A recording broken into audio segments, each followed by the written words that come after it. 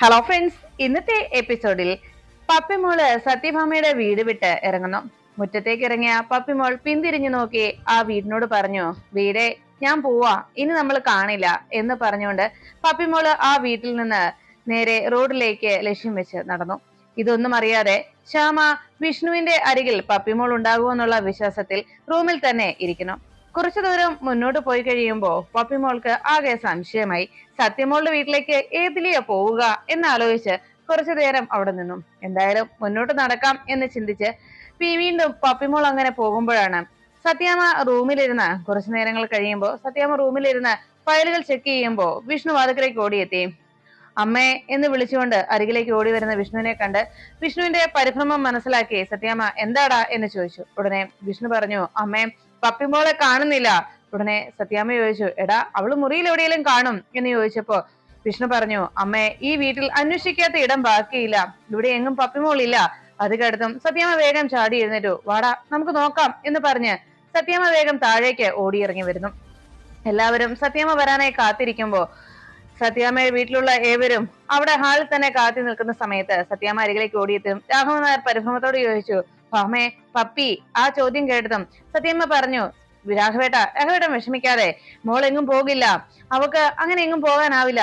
ഇനി അഥവാ പോയിട്ടുണ്ടെങ്കിൽ അവളെ ഞാൻ കണ്ടെത്തും, തീർച്ചയായിട്ടും അവളെ തിരിച്ചു കൊണ്ടുവരും എന്ന് സത്യാമ്മ ആശ്വസിപ്പിച്ചു. സത്യാമ്മയുടെ വാക്കുകൾ കേട്ടതോടെ ഏവർക്കും അല്പനേരത്തേക്ക് ആശ്വാസമായി. എന്നാൽ ഇതേ സമയം സത്യമോളുടെ വീട് അന്വേഷിച്ച് ഏത് ദിക്കിലാണെന്നും എവിടെയാണെന്ന് പോലും അറിയാതെ സത്യയുടെ വീട് കണ്ടെത്താം എന്നുള്ള വിശ്വാസത്തിൽ പപ്പിമോള് ആ റോഡിന് സൈഡിലൂടെ നടന്നു മുന്നോട്ട് പോയി. അപ്പോഴേക്കും സത്യാമ്മ വീട്ടിലുണ്ടായിരുന്ന ശ്യാമയെ പിടിച്ചു നിർത്തി. തന്റെ മുന്നിൽ നിൽക്കുന്ന ശ്യാമയെ പിടിച്ചു നിർത്തി ചോദ്യം ചെയ്യാൻ തുടങ്ങി. ശ്യാമേ, നീ നോക്കിയില്ലേ കുഞ്ഞ് എവിടെയാണെന്ന്? പപ്പിയെ നീ എന്താ അന്വേഷിക്കാതിരുന്നത്? പപ്പിമോളെ നീ നോക്കാതിരുന്നത് എന്താ? കൊച്ചു കുഞ്ഞ് അവള്, എട്ടും പുട്ടും തിരിയാത്ത ആ പാവം കുഞ്ഞ് എങ്ങനെയാ ഇവിടുന്ന് ഇറങ്ങിപ്പോവാ? നീ കണ്ടില്ലേ എന്നൊക്കെ ചോദിച്ചതും ശ്യാമ പറഞ്ഞു, സത്യാമ്മേ ഞാൻ അവളെ നോക്കിക്കൊണ്ടിരുന്നതാ. ഇവിടെ ഈ വിഷ്ണുവേട്ടന്റെ റൂമിലോ മറ്റെവിടെയെങ്കിലും ഉണ്ടാകും എന്നുള്ള വിശ്വാസത്തിലായിരുന്നു ഞാൻ എന്ന് പറഞ്ഞതും ഉടനെ രാഘവൻ നായർ പറഞ്ഞു, ആ സുസ്മിത ഇവിടെ വന്ന് ബഹളം ഉണ്ടാക്കിയപ്പോ കുഞ്ഞിന്റെ മനസ്സാകെ പേടിച്ചു കാണും, അതായിരിക്കും എന്ന് പറഞ്ഞപ്പോ ഉടനെ വിഷ്ണു പറഞ്ഞു, അതെ അച്ഛാ, അത് തന്നെയായിരിക്കും കാര്യം. പപ്പിമോള് അതിനുശേഷം ഇവിടെ എല്ലാവരോടും പിണക്കത്തിൽ എന്ന പോലെയാ പെരുമാറിയിരുന്നത്, എന്നോടും മിണ്ടിയിരുന്നില്ല എന്ന് പറഞ്ഞപ്പോ സത്യമ്മ പറഞ്ഞു, ഇനി നോക്കി നിൽക്കണ്ട, നമുക്ക് അന്വേഷിക്കാം. വിഷ്ണു നീ വേഗം നമ്മുടെ വീടിന് അടുത്തുള്ള ആ ജംഗ്ഷനിലേക്ക് പൊക്കോ, ഞാനും രോഹിത്തും കൂടി ആ എതിർവശത്തുള്ള ജംഗ്ഷനിൽ ലക്ഷ്യം വെച്ച് ഞങ്ങൾ പോയിക്കോളാം. അതുകൊണ്ട് നീ ചെമ്പരത്തിമുക്ക് അന്വേഷിക്ക്, ഞാനും രോഹിത്തും മറ്റെവിടെയെങ്കിലും പോകാം എന്ന് പറഞ്ഞ് സത്യാമ്മ വേഗം തന്നെ വണ്ടി ഇറക്കെന്ന് ഇരുവരോടും പറയുമ്പോ ശ്യാമ വേഗം രോഹിത്തിന് അരികിലേക്ക് എത്തിയിട്ട് പറഞ്ഞു, രോഹിത് ഞാനും കൂടെ വരാം. അപ്പോഴേക്കും രോഹിത്തിനോട് ശ്യാമ നിർബന്ധം പിടിക്കുന്നത് കണ്ട് രോഹിത് പറഞ്ഞു, വേണ്ട, ഞാനും സത്യാമ്മയെ പോയിക്കോളാം, നീ ഇവിടെ തൽക്കാലം നിന്നാ മതി എന്ന് പറഞ്ഞുകൊണ്ട് മോൾക്കൊന്നും സംഭവിക്കില്ല, ഉടനെ തന്നെ മോളെ ഞങ്ങൾ തിരിച്ചു കൊണ്ടുവരും എന്ന് പറഞ്ഞ് വിഷ്ണുവും രോഹിത്തും സത്യാമ്മയും കൂടി വേഗം പുറത്തേക്ക് ഓടിയിറങ്ങി. വിഷ്ണു ജീപ്പും എടുത്ത് അവിടെ നിന്ന് പോകുമ്പോ രാഘവൻ നായർ ആകെ തളർന്ന അവശനായി ആ സെറ്റിയിലേക്ക് ഇരുന്നു. ഈ സമയത്ത് രോഹിത് സത്യാമ്മയും കൂട്ടി അവിടെ നിന്ന് ഓടുന്ന സമയത്ത് സത്യഭാമ കുഞ്ഞിനെ അന്വേഷിക്കാനായി ഭ്രാന്തി പിടിച്ച് അവിടുന്ന് ഇറങ്ങുമ്പോ ശ്യാമ ആകെ തകർന്നു പോകുന്നു. ഇത്രയും പ്രശ്നങ്ങളൊക്കെ ഉണ്ടായതിന്റെ ബാക്കി ഭാഗം എന്നോണം മോള് പേടിച്ചു പോയതാണെന്ന് മനസ്സിലാക്കിക്കൊണ്ട് ശ്യാമ തന്റെ നെഞ്ചിൽ കൈവച്ച് എന്റെ പപ്പിമോള് എന്ന് പറഞ്ഞ് പൊട്ടിക്കരഞ്ഞു.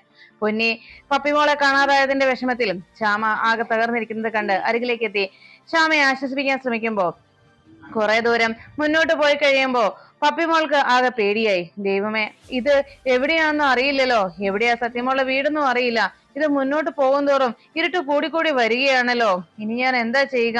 ഇനിയും മുന്നോട്ട് പോയാൽ ഇതിലും കൂടുതൽ ഇരുട്ടാവുമായിരിക്കും, ഉടനെ നേരം വെളുക്കുമെന്ന് കരുതിയിട്ട് ഇതെന്താ വെട്ടം വരാത്തത് എന്നൊക്കെ സത്യയുടെ വീട് അന്വേഷിച്ചിറങ്ങിയ പപ്പിമോള് ആകെ ടെൻഷനിലായി.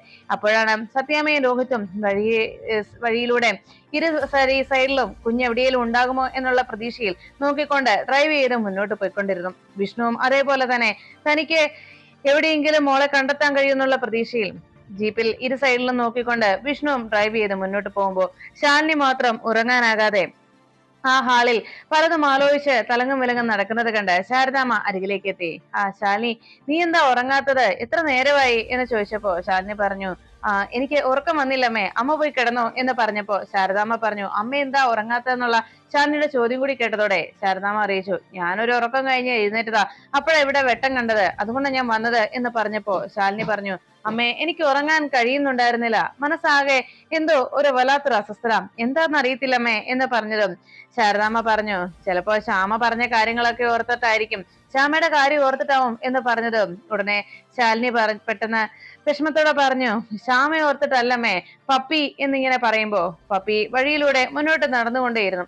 അങ്ങനെ പപ്പിയെ കുറിച്ച് ആശങ്കപ്പെട്ട് സംസാരിക്കുമ്പോ പെട്ടെന്ന് ശാലിനിയുടെ ഫോൺ റിങ് ചെയ്തു. ശാലിനിയുടെ ഫോൺ റിങ് ചെയ്യുന്നത് കണ്ടതോടെ വേഗം ശാലിനി എടുത്തു നോക്കിയതും ശ്യാമയമ്മേ എന്ന് പറഞ്ഞു. ശ്യാമയോ എന്ന് ആശങ്കയുടെ ശാരദ ചോദിക്കുമ്പോഴേക്കും കുഞ്ഞേച്ചി കുഞ്ഞേച്ചി എന്ന് വിളിച്ച് ശ്യാമ ആകെ വിഷമത്തോടെ സംസാരിക്കുന്നത് കേട്ട് ശാലിനി ചാടി എഴുന്നേറ്റു. എന്താ എന്താ മോൾക്ക് പറ്റിയത് എന്ന് ചോദിച്ചതും ശ്യാമ പൊട്ടിക്കരഞ്ഞുകൊണ്ട് പറഞ്ഞു, കുഞ്ഞേച്ചി പറഞ്ഞത് ഞാൻ ശ്രദ്ധിച്ചില്ല, ഞാനത് അനുസരിച്ചില്ല. മോൾക്ക് എന്തോ സംശയം തോന്നി കുഞ്ഞേച്ചി, എന്റെ സംസാരങ്ങളൊക്കെ അവൾ കേട്ടെന്നാ എനിക്ക് തോന്നുന്നത്, അതുകൊണ്ട് അവള് വീട് വിട്ടിറങ്ങി. ഇപ്പോ അവളെ കാണാത്ത ടെൻഷനിലാണ് ഞാൻ, എല്ലാവരും അവളെ അന്വേഷിച്ച് പരക്കം പാഞ്ഞിരിക്കുകയാണ് എന്നറിയിച്ചു. ഇത് കേട്ട ഉടനെ ശാലിനി പറഞ്ഞു, നീ ടെൻഷൻ ആവാതെ, നീ വിഷമിക്കാതെ, ഞാൻ എത്രയും വേഗം നിന്റെ മോളെ ഞാൻ കൊണ്ടു തന്നിരിക്കും എന്ന് ശാലിനി ഉടനെ തന്നെ ശ്യാമയെ സമാധാനിപ്പിക്കുന്ന രീതിയിൽ പറഞ്ഞു. നീ വിഷമിക്കാതിരിക്കെ, ഞാൻ ഉടനെ തന്നെ മോളെ കണ്ടെത്തി നിന്റെ അരികിൽ എത്തിച്ചിരിക്കും, നീ വെച്ചോ എന്ന് പറഞ്ഞുകൊണ്ട് കുഞ്ഞേച്ചി എന്ന് വിളിച്ച് ശ്യാമ സങ്കടപ്പെടുമ്പോ ശാലിനി ഫോൺ വയ്ക്കാനായി പറയുന്നു. അപ്പോഴേക്കും അടുത്തു നിന്ന് ശാരദാമ്മ ശാലിനിയെ വിളിച്ചു. എടി എന്താടി എന്ന് ചോദിച്ചതും ശാലിനി പറഞ്ഞു, പറയാം. അപ്പോഴേക്കും പപ്പിമോള് കുറെ ദൂരം നടന്ന് വലിയൊരു കെട്ടിടത്തിന് അരികിലേക്ക് എത്തി.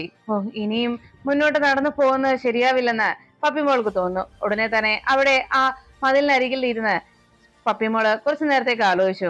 ഞാൻ ഇനിയും മുന്നോട്ട് പോയാ ഇനിയും രാത്രി കൂടിക്കൂടി വരികയാണല്ലോ, ഇരുട്ട് ഒത്തിരി ആവുന്നുണ്ട്, ഇനിയും നടന്ന ഇരുട്ട് കൂടുകയുള്ളൂ, അതുകൊണ്ട് ഇവിടെ കുറച്ചു നേരം ഇരിക്കാം, അപ്പോ നേരം വെളുക്കുമെന്ന് തോന്നുന്നു, വെട്ടം വന്നു കഴിഞ്ഞാ പിന്നെ നടന്നു പോകാമല്ലോ, അതുകൊണ്ട് ഇവിടെ തന്നെ ഇരുന്നാ മതി, അല്ലെങ്കിൽ ഇനിയും ഇരുട്ടായാലോ എന്ന് ആലോചിച്ച് പപ്പിമോള് അവിടെ തന്നെ ഇരുന്നു. അപ്പോഴാണ് സത്യാമ്മയും രോഹിതും കൂടി വഴിയിലൂടെ കുഞ്ഞിനെ അന്വേഷിച്ച് പോകുന്ന സമയത്ത് അവിടെ വഴി സൈഡിൽ എവിടെയെങ്കിലും കുഞ്ഞു കാണുമോ എന്ന് പ്രതീക്ഷയോടെ അവർ നോക്കുന്നു. ആ സമയത്ത് ശാലിനി വിവരങ്ങളൊക്കെ ശാരദാമ്മയുമായി പങ്കുവെച്ചു. ശാരദാമ്മ അത് കേട്ടതും, എടി മോളെ, ഈ രാത്രിയിൽ കുഞ്ഞ് എവിടേക്ക് പോയിട്ടുണ്ടാകും എന്ന് ആലോചിച്ചതും ശാലിനി പറഞ്ഞു, അമ്മ വിഷമിക്കാതെ, ഞാൻ എന്റെ മോളെ കണ്ടെത്തും, ഞാൻ എന്റെ മോളെ തിരികെ കൊണ്ടുവരും എന്ന് ശാലിനി പറയുമ്പോഴേക്കും സത്യ അവിടേക്ക് എത്തി. അമ്മേ എന്ന് വിളിച്ചുകൊണ്ട് സത്യ അരികിലേക്ക് വന്നിട്ട് ചോദിച്ചു, എന്താ അമ്മേ, എന്താ പ്രശ്നം എന്ന് ചോദിച്ചതും ശാലിനി എന്ത് പറയുന്നറിയാതെ ആകെ വിഷമത്തോടെ ശാരദാമ്മയെ നോക്കി.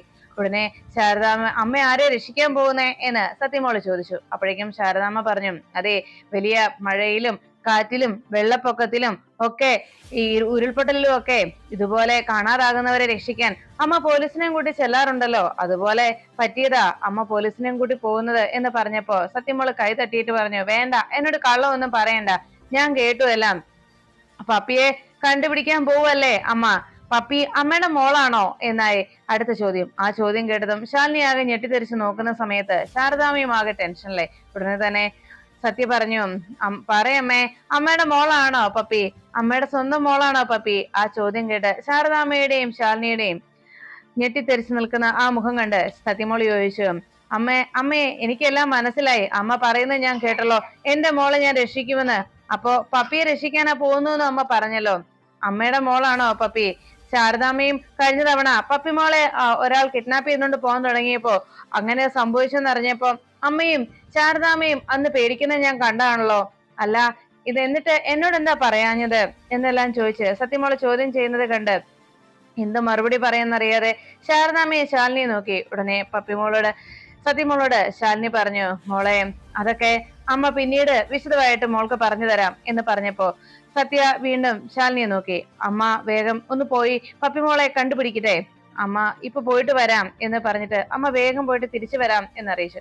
ഇത് കേട്ട സത്യ ശാലിനിയെ നോക്കിയിട്ട് പറഞ്ഞു, വേണ്ട, എനിക്കറിയാം, അമ്മ എന്നോട് കള്ളം പറയണ്ട, അമ്മേ, പപ്പി എന്റെ സിസ്റ്റർ ആണെന്നല്ലേ അപ്പൊ അമ്മ പറഞ്ഞു വരുന്നത്, എനിക്കറിയാം എന്റെ സിസ്റ്ററാ പപ്പിന്ന്, പപ്പി എന്റെ സിസ്റ്റർ ആകുമ്പോ ഞങ്ങൾ ട്വിൻസ് അല്ലേ അമ്മേ എന്ന് ചോദിച്ചു. ആ ചോദ്യം കേട്ടതും ശാരദാമ്മയും ശാലിനിയും ഞെട്ടലോടെ നോക്കി. ഞാൻ അന്ന് പപ്പിയുടെ വീട്ടിൽ ചെന്നപ്പോ പപ്പിയുടെ അമ്മയും പറഞ്ഞല്ലോ ഞാൻ പപ്പിയുടെ അമ്മയുടെ മോള് തന്നെയാണെന്ന്, അതുപോലെ എന്റെ ഫ്രണ്ട് പപ്പി ആയതുകൊണ്ട് പപ്പി അമ്മയുടെ മോളാണെന്ന് അമ്മ പറയുന്നത് അല്ലെ?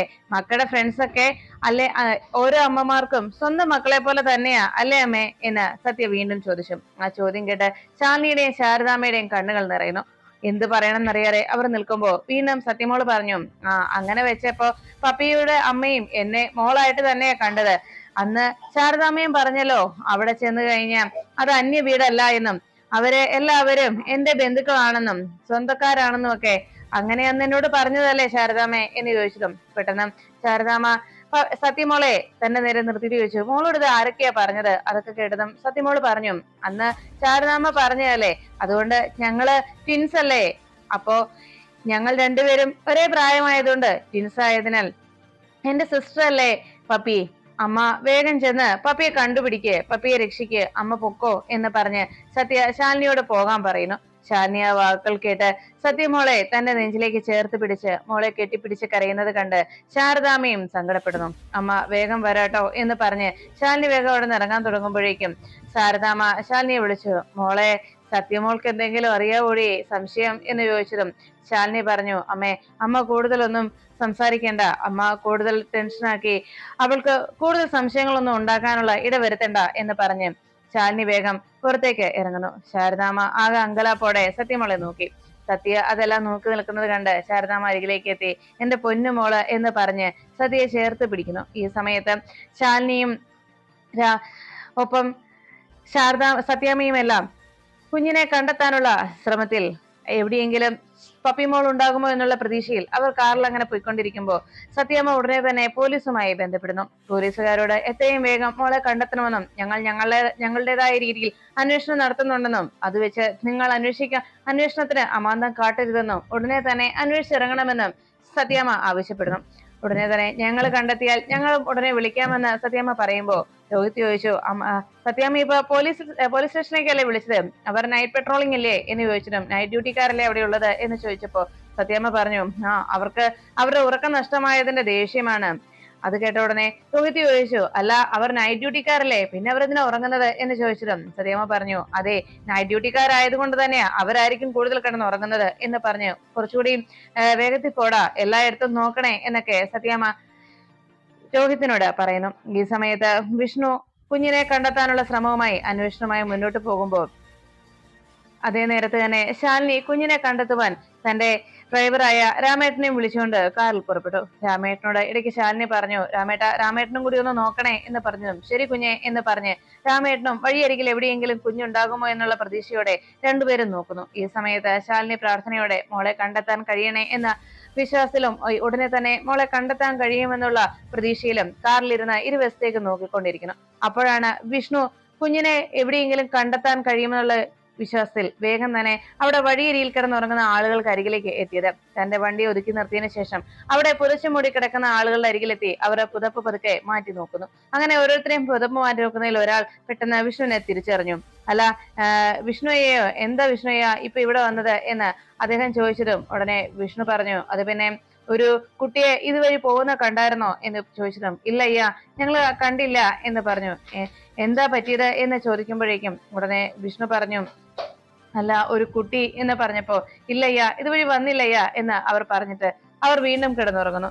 വിഷ്ണു ആകെ നിരാശയോടെ വണ്ടിയിൽ തിരികെ കയറി അങ്ങനെ വീണ്ടും കുഞ്ഞിനെ അന്വേഷിച്ച് യാത്ര തുടർന്നു. അപ്പോഴാണ് രോഹിത്തും സത്യാമ്മയും കൂടി കുഞ്ഞിനെ കണ്ടെത്താൻ കഴിയുന്നുള്ള പ്രതീക്ഷയിൽ പോകുമ്പോ പെട്ടെന്നാണ് വഴിയരികിൽ എന്തോ കണ്ടതുപോലെ സത്യാമ്മ പറഞ്ഞു, രോഹിത് നീ വണ്ടി നിർത്തിക്കേ, ഒന്ന് പുറത്തേക്ക് എടുക്കടാ, വീണ്ടും പുറകിലേക്ക് എടുക്ക എന്ന് പറഞ്ഞു. രോഹിത് ചോദിച്ചു, എന്താ സത്യാമ്മേ? അവിടെ ആ ഇരുട്ടിന് മറവിലായിട്ട് പതുക്കെ അവിടെ ആ മൂലയിൽ ആരോ നിൽക്കുന്നത് പോലെ എനിക്ക് തോന്നുന്നു, വാ നമുക്ക് നോക്കാം എന്ന് പറഞ്ഞ് കാറ് പതുക്കെ രോഹിത് പിന്നിലേക്ക് എടുത്തു. സത്യാമ്മ വേഗം ആ സൈഡിൽ എന്തോ ഉണ്ട് എന്നുള്ള രീതിയിൽ ദാ അവിടെയാ എന്ന് പറഞ്ഞപ്പോ ആ പുല്ലുകൾക്ക് അരികിലായിട്ട് എന്തോ ഒന്നിരിക്കുന്ന പോലെ തോന്നി. അല്പനേരം കഴിഞ്ഞപ്പോ അതുവഴി ഒരു വണ്ടി വന്നപ്പോ ആ വണ്ടിയുടെ വെളിച്ചത്തിൽ അതൊരു ചാക്കുകെട്ടാണെന്ന് കാണുന്നു. അത് കണ്ടതോടെ സത്യാമ്മ പറഞ്ഞു, ഓ അത് ചാക്കായിരുന്നോ, ഞാനോർത്ത് പപ്പിമോള് പേടിച്ച് അവിടെ എങ്ങാനും ഇരിക്കുകയായിരിക്കുമെന്നാ ഞാൻ കരുതിയത്. എടാ നീ വേഗം വണ്ടി എടുക്ക്, വേഗം പോകാം എന്ന് പറഞ്ഞ് സത്യാമ്മ വീണ്ടും രോഹിത്തിനോട് വണ്ടി എടുക്കാനായി അറിയിച്ചു. ഈ സമയത്ത് പപ്പിമോള് തനിച്ച് അവിടെ അങ്ങനെ ഇരിക്കുമ്പോ അതുവഴി ശിക്ഷക്കാരായ ഒരു ഭാര്യയും ഭർത്താവും കൂടി അവിടേക്ക് എത്തുന്നു. അവരതുവഴി വരുന്ന സമയത്ത് അവിടെ തനിച്ചിരിക്കുന്ന പപ്പിമോളെ കണ്ടതും അവർ അല്പനേരത്തേക്ക് പപ്പിമോളെ രൂക്ഷമായി നോക്കി. ആ നോട്ടം കണ്ടതോടെ പേടിച്ചു വിറച്ച് പപ്പിമോള് വേഗം ചാടി എഴുന്നേൽക്കുന്നു.